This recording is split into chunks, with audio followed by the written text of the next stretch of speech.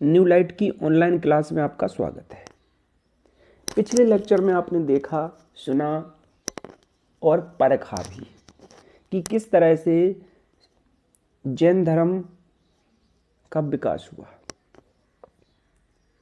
महावीर स्वामी का इतिहास जाना, जैन धर्म का इतिहास जाना, किस तरह से जैन धर्म के सिद्धांत थे, पंच महाव्रत क्या थे, चतुर आयाम क्या थे और किस तरह से 24 तीर्थंकरों में जो फेमस हुए उनके बारे में पढ़ा।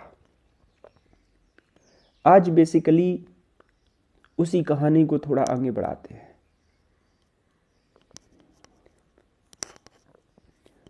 तो जैन धर्म का जो लास्ट टॉपिक चल रहा था, बिल्कुल लास्ट में उसी की कहानी को आगे बढ़ाते हुए, जैन धर्म बताया था पिछले लेक्चर में श्रवणबेलगोला। यहाँ पे बाहुबली की मूर्ति है और जिसकी वजह से ये जैन धर्म का प्रसिद्ध तीर्थ स्थल भी है। तो कर्नाटक में बहुत सारे जैन मठ स्थापित हुए जिन्हें कहते हैं बसदी, और इनके भरण पोषण के लिए राजाओं ने भूमि दान भी दी। पिछले लेक्चर में बताया था श्रवणबेलगोला जिसमें बहुत फेमस है, यहाँ चामुंडराय सब बता दिया था। अच्छा, इस जो पूरी कहानी है इसके लिए आपको पिछला लेक्चर देखना पड़ेगा, क्योंकि जैन धर्म इतनी डिटेल में बताया है कि जो एग्जाम के पॉइंट ऑफ व्यू से मोर देन सफिशिएंट है। इसके बाद आपको किसी भी बुक या किसी भी सोर्स की जरूरत नहीं पड़ेगी, बहुत ही डिटेल में बताया गया है। अच्छा, सुनने में ऐसा आ रहा है कि कई लोग लेक्चर को थोड़ा देखते हैं, जो कि एग्जाम के पॉइंट ऑफ व्यू से बिल्कुल गलत है। आप लेक्चर को पूरा एक बार देखिए, नोट करते जाइए, नोट्स भी बनाते जाइए, जिससे कि अब अगर पहली बार आप लेक्चर को सुनेंगे तो जितने मिनट का लेक्चर है, लेकिन जब आप रिवाइज करेंगे तो 5 मिनट में ही रिवाइज हो जाएगा। तो रिवीजन भी करते रहिए, और एग्जाम में जो भी क्वेश्चंस आए हुए हैं या तो अभी आप देख लीजिए, नहीं तो मैं तो एक साथ बताऊंगा ही, और जिस तरह से किस तरह से क्वेश्चंस आते हैं वनडे एग्जाम में ये भी बताऊंगा। जो भी आप वीडियो देखें तो उसको लाइक डिसलाइक कमेंट करते रहिए, है ना। अगर हिस्ट्री की जो क्लास चल रही है अभी, जैसा भी आपको लगे, है ना, अगर अच्छा लग रहा है तो लाइक कर दीजिए, नहीं तो आप डिसलाइक भी कर सकते हैं। तो ये ऑप्शन आपके पास है। जो इस समय डिजिटल क्रांति हो रही है, डिजिटल का टाइम है, इसीलिए हम मेरे वीडियो भी डिजिटल ही रूप में ही आ रहे हैं, तो और अच्छी बात है। जब मैं क्लास पढ़ाता था तो उसमें स्टूडेंट से इंटरेक्शन भी होता रहता था, लेकिन ऐसी फैसिलिटीज़ इस समय नहीं है। लेकिन वन वे कम्युनिकेशन के तौर पर मैं आपको बेस्ट मटेरियल प्रोवाइड करा रहा हूँ। इतिहास की जो घटनाएं उन्हीं को पढ़ा रहा हूँ, बस नए वे में पढ़ा रहा हूँ। सब कुछ वैसे ही है लेकिन नए तरीके से पढ़ाया जा रहा है। तो जो भी आपको कमेंट है वो लगातार आते रहने चाहिए, इससे गुरुजी का भी उत्साहवर्धन होगा और पता लगेगा, और बाद में धीरे धीरे science, geography, polity, current affairs, इस तरह के टॉपिक्स की भी पर भी चर्चाएं होती रहेंगी। देखिए, जैन धर्म अर्धमगधी भाषा में लिखा है। द्वितीय जो जैन संगीति हुई थी वो वल्लभी हुई थी, इसीलिए वल्लभी ये सब बता दिया है। पिछले लेक्चर आपको देखना पड़ेगा, उसमें जैसे ही आप पढ़ेंगे सब कुछ याद आ जाएगा। तो इधर से जो वल्लभी है विद्या केंद्र के रूप में उभरा, फेमस हो गया लास्ट टाइम में। जैन धर्म और बौद्ध धर्म में जो भी डिफरेंस है, कौन कितना फेमस हुआ, जैन धर्म भारत में ही क्यों रहा, विदेशों में क्यों नहीं फेमस हो सका, इसके भी कई सारे रीजन हैं। जैन धर्म के जो भी राजा थे वो सभी भारतीय रहे। इसका एक बड़ा रीजन है इसकी कठोरता। अब पिछला लेक्चर आपको बिल्कुल डिटेल में पढ़ना पड़ेगा, तभी ये जो मैं लेक्चर दे रहा हूं थोड़ा सा 2 मिनट का है, तभी याद आएगा। उसमें यानी कठोरता पर ज्यादा फोकस किया गया है। तो जैन धर्म में कठोरता पर ज़्यादा ध्यान दिया गया है, इसलिए ज़्यादातर राजाओं ने इसको फॉलो नहीं किया। भारतीय विदेशों में इसके प्रचारक नहीं भेजे गए। इस तरह से जैन धर्म भारत में ही प्रसिद्ध रहा, बाहर नहीं हो सका। अभी बाद में जब जैन धर्म और बौद्ध धर्म में डिफरेंस बताएंगे, बौद्ध धर्म और पढ़ा देते हैं, तो इसके बाद आपको और क्लियर होगा। फिर जब आप दोनों लेक्चर में कंपैरिजन करेंगे तो एक लेक्चर में बढ़िया डिफरेंस बताया जाएगा। देखिए बौद्ध धर्म, तो जैसा कि पिछले लेक्चर और उससे भी पिछले लेक्चर में बताया था कि जिस तरह से महाजनपद काल में कई सारे संप्रदायों का उदय हुआ, जिसमें जैन धर्म, बौद्ध धर्म आजीवक इस तरह से थोड़े फेमस रहे। बौद्ध धर्म देखिए, A.L. वाशम है दी वंडर दैट वॉज इंडिया, एक इनकी किताब है, पुस्तक है। इसमें इन्होंने लिखा था कि यदि विश्व के ऊपर उनके मरणोत्तर प्रभावों के आधार पर भी उनका मूल्यांकन किया जाए तो वे भारत में जन्म लेने वाले महानतम व्यक्ति थे। बुद्ध को लाइट ऑफ एशिया कहा जाता है, एशिया के प्रकाश स्तंभ। एग्जाम के पॉइंट ऑफ व्यू से बहुत ही महत्वपूर्ण, ये एग्जाम में आ भी चुका है। तो एशिया के प्रकाश स्तंभ। महात्मा बुद्ध का जन्म 563 ईसा पूर्व BC, बिफोर क्राइस्ट में हुआ। किस कुल से संबंधित थे? शाक। कहां हुआ? कपिलवस्तु में, लुम्बिनी के निकट ये हुआ। लुम्बिनी इसलिए फेमस हो गया। अभी आप पढ़ेंगे मौर्य वंश में अशोक ने कई यात्राएं की, जिसमें एक लुम्बिनी की यात्रा भी की थी और यहाँ तीर्थ कर भी घटाया था। इस तरह से बताएंगे, जो भी तीर्थ कर या कर लिया जाता था, इस तरह से बताया जाएगा। तो जो महात्मा बुद्ध के पिता थे शुद्धोधन,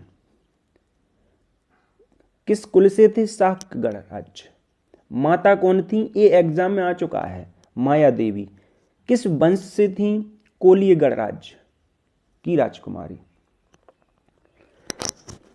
तो महात्मा बुद्ध के बचपन का नाम सिद्धार्थ था। जब सिद्धार्थ को ज्ञान प्राप्त हुआ तो इन्हें महात्मा बुद्ध कहा जाने लगा। देखिए, तो ये एग्जाम में कई बार आया है कि जो महात्मा बुद्ध, इनकी जो माता थी वो किस गणराज्य से थी, किस वंश से थी? कोलीय। जन्म के कुछ बाद इनकी माता की मृत्यु के बाद इनका लालन पालन इनकी मौसी प्रजापति गौतमी ने किया। कई बुक्स में प्रजापति गौतमी को सौतेली माता भी लिखा रहता है। तो अब हम इस टॉपिक पे या इस पॉइंट पे लड़ाई नहीं करनी है कि सही क्या है, मौसी हो या जो भी हो, प्रजापति गौतमी थी। जब भी हिस्ट्री पढ़ें आप तो कम से कम जो सन है उसको कम से कम याद रखें, क्योंकि जो एग्जाम में क्वेश्चंस आते हैं एग्जाम को लेके ज़्यादा नहीं आते हैं जो सन होंगी मैं उनको बताऊंगा। अब जैसे फैक्ट तो कई सारे बनाए जा सकते हैं। महात्मा बुद्ध का जन्म 463 BC में हुआ, तो कौन से दिन हुआ, कितने बजे हुआ, इस तरह से कई फैक्ट, लेकिन इसके चक्कर में नहीं पड़ना है। देखिए, जब सिद्धार्थ का मन सांसारिक जीवन से विरक्त होने लगा तो इनके पिता ने 16 वर्ष की आयु में इनका विवाह, तो महात्मा बुद्ध की माता की मृत्यु होने पर इनका लालन पालन इनकी मौसी ने किया। अच्छा, इनके पिता शुद्धोधन को लगने लगा कि सिद्धार्थ का मन सांसारिक जीवनों से विरक्त होने लगा है। क्यों? क्योंकि इन्होंने वृद्ध, बीमार शव और एक सन्यासी को देखा। कुछ एग्जाम में ये सीक्वेंस लगाने के लिए आ जाता है, तो इतना याद रखिए कि कोई बूढ़ा आदमी है, बीमार था इसलिए मर गया। तो वृद्ध, बीमार और डेड बॉडी, इन तीनों को देखा और बाद में एक सन्यासी को देखा जो बहुत ही प्रसन्न चित्त मुद्रा में था। यहीं से महात्मा बुद्ध या सिद्धार्थ का जीवन सांसारिक जीवनों से बिल्कुल अलग हो, मोह माया से अलग हो गया। 16 वर्ष की आयु में इनका विवाह भी किया गया। पत्नी का नाम यशोधरा था।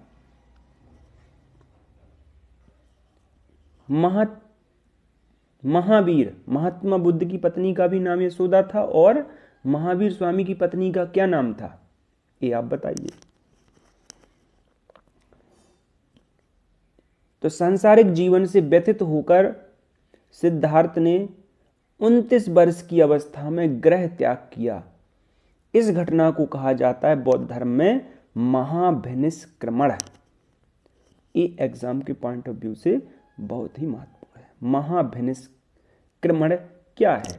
तो 29 वर्ष की आयु में जब महात्मा बुद्ध ने या सिद्धार्थ ने घर छोड़ा, उस घटना को बोलते हैं महाभिनिष्क्रमण।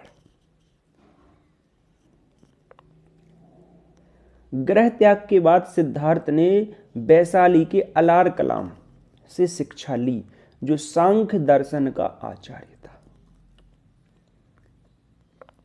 तो पहले गुरु हुए एक तरह से अलार कलाम। सांख्य दर्शन उस समय बहुत ही प्रसिद्ध दर्शन था, जैन धर्म में भी इसे बताया था।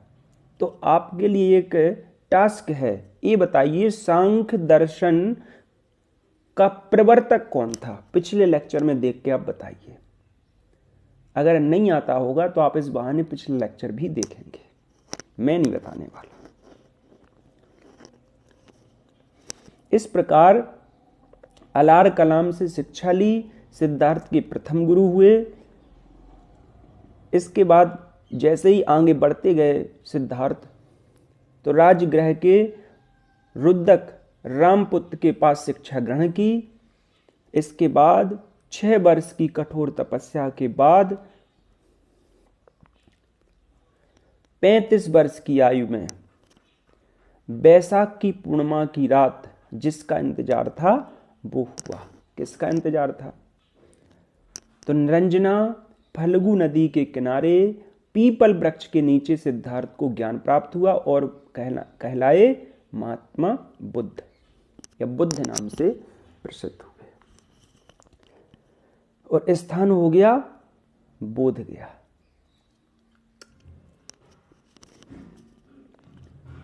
एग्जाम में ये डिफरेंस आता है, महावीर स्वामी को किस वृक्ष के नीचे ज्ञान प्राप्त हुआ और किस नदी के किनारे हुआ? तो महात्मा बुद्ध को किस नदी किनारे हुआ? निरंजना, फल्गु या पुनपुन। बिहार में ये नदी है, पुनपुन भी कहते हैं उसको। निरंजना, फल्गु या पुनपुन। किस वृक्ष के नीचे हुआ? पीपल।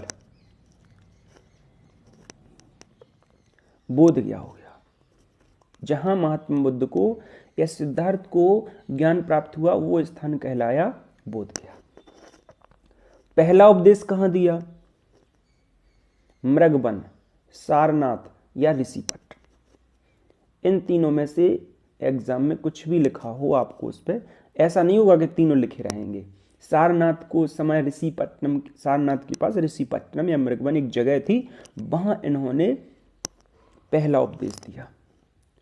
तो उस घटना को क्या कहते हैं? उसको बोलते हैं धर्म चक्र प्रवर्तन। अभी बताया था कि महात्मा बुद्ध ने जब घर छोड़ा, सिद्धार्थ ने घर छोड़ा, तो उस घटना को क्या कहते हैं? ज्ञान प्राप्त हुआ, क्या कहलाने लगे, कहाँ हुआ, किस स्थान पर हुआ, किस वृक्ष के नीचे हुआ, किस नदी के किनारे था वो, इस तरह से। और जब पहला उपदेश दिया ऋषिपट्टनम या सारनाथ में, तो उसको धर्म चक्र प्रवर्तन कहा। या उस घटना को क्या कहते हैं? बुद्ध ने अपने उपदेश पाली भाषा में दिए। और देखिए क्या क्या किया। मगध के राजा बिंबिसार, जब बिंबिसार हर्यक वंश पढ़ाया था तो उस समय भी बताया था ये कि जो बिंबिसार था वो महात्मा बुद्ध का समकालीन था, या दोनों लोग एक ही समय में थे। तो बिंबिसार ने बुद्ध के निवास के लिए बेलुवन नामक विहार बनवाया था। पास में था वैशाली। वैशाली में आम्रपाली उनकी पहली शिष्या बनी। उसने, अच्छा ये शिष्या हैं, और अभी संघ की बात आएगी तो संघ में प्रवेश करने वाली इनकी माता प्रजापति गौतमी थी। इसको डिफरेंस करते रहिए। ये इनकी शिष्या हैं और वो संघ में प्रवेश करने वाली पहली महिला होगी। तो आम्रपाली ने क्या किया, उसने भिक्षु संघ के निवास के लिए अपनी आम्रवाटिका प्रदान की। इसी स्थान पर वैशाली में ही इनका जो प्रिय शिष्य आनंद था, आनंद के कहने पर बुद्ध ने महिलाओं को भी संघ में प्रवेश करने की अनुमति दी और भिक्षुओं का संघ स्थापित हुआ। संघ में प्रवेश पाने वाली प्रथम महिला थी प्रजापति गौतमी, जो मौसी या सौतेली मां जो भी हो।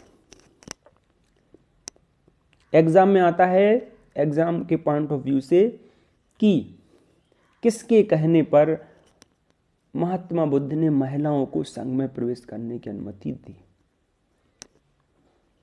कौन है प्रवेश करने वाली पहली महिला, ये हो गया। अच्छा, बुद्ध जो है संघ में महिलाओं के प्रवेश करने के पहले विरोधी थे, लेकिन शिष्य और गौतमी मतलब मौसी ने भी प्रार्थना की, अनुनय विनय की, और आनंद ने भी। जब घर की बात हो तो मानना ही पड़ेगा। प्रिय शिष्य आनंद था और मौसी, तो दो लोगों ने जब बुद्ध से अनुनय विनय की, आग्रह किया, तो बुद्ध को मानना पड़ा। बुद्ध ने अपने उपदेश कौन कौन से, वहां पे उस समय महाजनपद थे मगध, कौशल, वैशाली। मगध तो फेमस था ही बिहार में, उत्तर प्रदेश वाले रीजन में कौशल, वहीं बगल में मगध के बगल में दाहिनी तरफ या पूर्वी ओर, पूर्व की ओर वैशाली, इधर इलाहाबाद के पास कौशाम्बी, मथुरा, तो यहां पे उपदेश दिए। एग्जाम में आता है बहुत कि बुद्ध ने सर्वाधिक उपदेश कहां दिए। ये एग्जाम के पॉइंट ऑफ व्यू से बहुत ही महत्वपूर्ण है। तो वो दिए श्रावस्ती में। तो बुद्ध ने अपने सर्वाधिक उपदेश श्रावस्ती में दिए, जो कौशल देश की राजधानी थी। बिंबिसार का नाम बता दिया, प्रसेनजित और उदयन, ये उस समय इनकी अनुयायी थे। उदयन एक हर्यक वंश में भी उदयन था जिसने अपने पिता अजातशत्रु की हत्या की, लेकिन ये उदयन अलग है ना। ये कौशाम्बी जो एक तरह से राज्य था, उसका शासक था। 80 वर्ष की अवस्था में 483 ईस्वी में कुशीनगर जिसे अब कहते हैं, तो ये है मल्ल, एक मल्ल गणराज्य था जिसकी 2 राजधानी थी। एक थी कुशीनारा और एक थी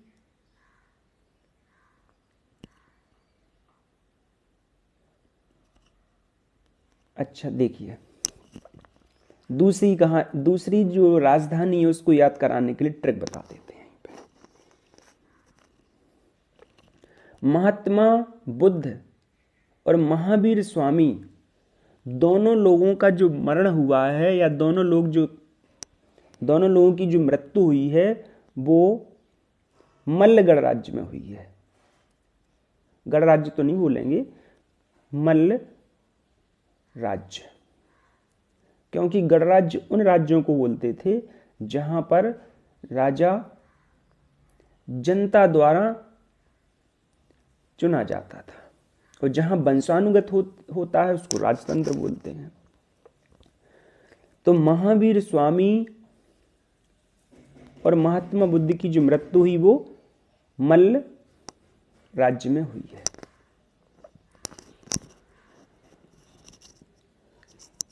महात्मा बुद्ध की जो मृत्यु हुई है मल्ल गणराज्य की या मल्ल राज्य की जो राजधानी थी उसको बोलते हैं कुशीनारा या कुशीनगर, वहां हुई। अच्छा, हुई कैसे थी, एक थोड़ा सा फैक्ट भी है। इसी तरह से वहां पे महावीर स्वामी की भी मृत्यु हुई थी। तो ये मृत्यु हुई कैसे, इसके बारे में भी। तो कुशीनारा में जो चुंद नामक एक लोहार था उसने जो भोजन खिलाया। अब एग्जाम के कुछ लोग इस तरह के फैक्ट में भी जा सकते हैं कि वो भोजन क्या था, कितने बजे खिलाया, तो ये नहीं बता पाऊंगा। इसकी वजह से इनकी मृत्यु हो गई। इस घटना को बोलते हैं महापरिनिर्वाण। अंतिम उपदेश यहीं पर दिया सुभद्र को। ये एग्जाम के पॉइंट ऑफ व्यू से महत्वपूर्ण है। अंतिम उपदेश किससे दिया? सुभद्र को दिया। तो जो पहले भी बता रहे थे कि जो महात्मा बुद्ध, उसको थोड़ा याद रख लीजिए, और महावीर स्वामी की जो मृत्यु हुई, एक राजधानी कहाँ है? कुशीनारा। यहां जाते हैं, ये याद नहीं करना है। और दूसरी जो राजधानी थी पावापुरी। कुशीनारा या कुशीनगर में किन की मृत्यु हुई? महात्मा बुद्ध की। और महावीर स्वामी की पावापुरी में हुई।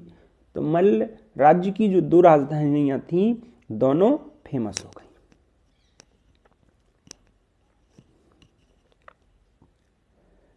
एक जनश्रुति के आधार पर मृत्यु के बाद बुद्ध के शरीर को 8 भागों में बांटकर उन पर 8 स्तूपों का निर्माण कराया गया। अब जो इतिहास में और ज्यादा पीएचडी करना चाहते हैं वो 8 स्तूपों को खोजने का प्रयास करें। हालांकि एग्जाम में आता ही नहीं है ना, कभी आया है।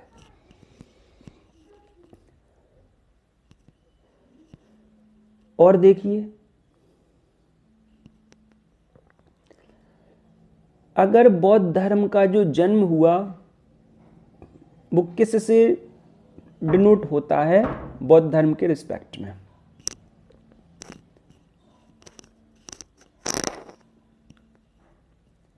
कमल। ग्रह त्याग की घटना को दिखाया जाता है घोड़ा। ज्ञान को दिखाया जाता है पीपल। और निर्वाण को पदचिन्ह। और मृत्यु को स्तूपों से दिखाया जाता है। तो ये एग्जाम के पॉइंट ऑफ व्यू से बहुत ही महत्वपूर्ण है। ये पूछा जाता है कि बुद्ध की, अगर कई बार मैचिंग में आ जाता है, 4 टॉपिक दिए, एक तरह आवा, इनको मैच कराइए। इस तरह से बुद्ध के जन्म को किससे डिनोट किया जाएगा? कमल। ग्रह त्याग करेंगे, किससे करेंगे? किस पे बैठ के करेंगे? अच्छा, कुछ लोगों ने जो 6th 7th की क्लास है उसमें लिखा रहता है कि अपने घोड़े को लिया और राजकुमार थे, इस तरह से, तो ये याद आ जाएगा। कमल आपको याद रहेगा ही। कहाँ हुआ ये बताया भी है, पीपल। निर्वाण पद चिन्ह से दिखाया जाता है। और इनकी मृत्यु को स्तूपों से, क्योंकि इनकी मृत्यु के बाद स्तूपों का निर्माण 8 भागों में किया गया। इस तरह से आपने अभी पढ़ा। जो बुद्ध की शिक्षा है वो आम जनता की भाषा पाली में दी गई। तो बुद्ध की शिक्षाएं क्या थीं? देखिए, एक वस्तु के विनाश के पश्चात दूसरे की उत्पत्ति होती है। अगर मनुष्य को ही देखें जन्म धीरे धीरे बढ़ता जाएगा, लास्ट में मृत्यु। तो एक का विनाश होगा तो दूसरे की उत्पत्ति होगी। एक वस्तु के विनाश के पश्चात दूसरे की उत्पत्ति होती है। प्रत्येक घटना के पीछे कार्य और कारण का सिद्धांत है। यही सिद्धांत कहलाता है प्रत्युत समुत्पाद। ये बहुत डिटेल में लेक्चर है, प्रत्युत समुत्पाद।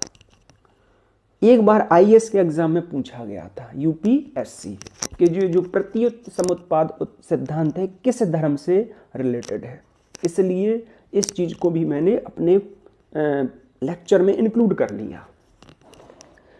तो प्रत्युत समुत्पाद का मतलब है कि एक वस्तु के विनाश के पश्चात दूसरे की उत्पत्ति होगी, और यही कार्य कारण का सिद्धांत है। होता भी है, अगर एक वस्तु जब नष्ट होगी तो इस तरह से दूसरी जन्म लेगी, इस तरह का इन्होंने सिद्धांत दिया, या दर्शन फिलॉसफी में इस तरह से बताया था। बुद्ध के जो 4 आर्य सत्य हैं ये बहुत महत्वपूर्ण है, एग्जाम में आता है सीरियल से मिलाने के लिए, क्रोनोलॉजी। तो पहला है दुख। ठीक, महात्मा बुद्ध ने माना कि संसार में बहुत दुख है।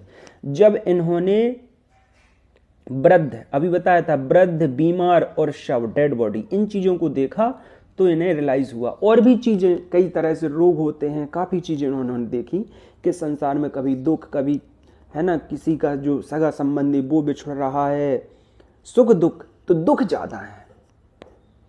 अभी एग्जाम में अगर आप मान चला 2 नंबर से फेल हो जाएं तो दुख होगा। दुख किसी ना किसी तरह से रहता है, हर चीज को, किसी ना किसी चीज को पाने का दुख, नहीं पा पाए दुख हो रहा है। तो इस तरह से महात्मा बुद्ध ने बताया कि संसार दुखमय है, बहुत है दुख। अच्छा, दुख और दुख समुदाय, बहुत दुख है। तीसरा होगा दुख निरोध। दुख का निरोध किया जा सकता है, दुख को रोका जा सकता है, दुख निरोध गामिनी प्रतिपदा। तो इस तरह से जो 4 आर्य सत्य हैं, दुख, दुख समुदाय, दुख निरोध और दुख निरोध गामिनी प्रतिपदा, इस तरह से उन्होंने बताया कि ये जो दुख हैं निर्वाण या मोक्ष इस तरह से प्राप्त किया जा सकता है। तो सांसारिक दुखों से मुक्ति के लिए अष्टांगिक मार्ग की परिकल्पना बताई या सिद्धांत दिया। सम्यक दृष्टि, अच्छा देखिए, अच्छा सोचिए। सम्यक संकल्प, आचरण अच्छा होना चाहिए, संकल्प होना चाहिए। सम्यक वाणी, अच्छा बोलना चाहिए। सम्यक कर्मांत, सम्यक आजीवक, सम्यक व्यायाम, है ना, अच्छा व्यायाम होना चाहिए। सम्यक स्मृति, सम्यक समाधि। इस तरह से उन्होंने अष्टांगिक मार्ग के बारे में बताया बुद्ध ने। तो ये एग्जाम में तो उतना नहीं पूछा जाता है, लेकिन जो अष्टांगिक मार्ग है वो, इसमें ये चीजें इस तरह से रहती हैं। जिन एग्जाम में लिखने का रहता है ना, डिस्क्रिप्शन टाइप के क्वेश्चंस आते हो, तो उसमें आता है बहुत बार अष्टांगिक मार्ग को बार बार पूछा जाता है। तो इसको आप किसी तरह से कोई न्यूमेरिक्स बना लीजिए और इसको याद करना पड़ेगा। देखिए, मैंने तो इस तरह से बनाया था कि अगर आप समाधि में लीन हो जाइए तो इससे आपके कर्म अच्छे रहेंगे, आपकी दृष्टि अच्छी रहेगी, वाणी अच्छी रहेगी, है ना, व्यायाम भी हो रहा है, याददाश्त भी रहेगी, आजीवन रहेगी। तो ये समाधि या व्यायाम करने का जो संकल्प है ये आपको लेना पड़ेगा। देखिए, सब आ चुके हैं इसमें। इस तरह से आप थोड़ा सा हमेशा आजीवन समाधि या व्यायाम करने का संकल्प ले लीजिए। इससे आपकी दृष्टि, वाणी, स्मृति अच्छी हो जाएगी। तो ये जो व्यायाम या ये अच्छा कर्म है, इस तरह से दो सभी आ गए इसमें।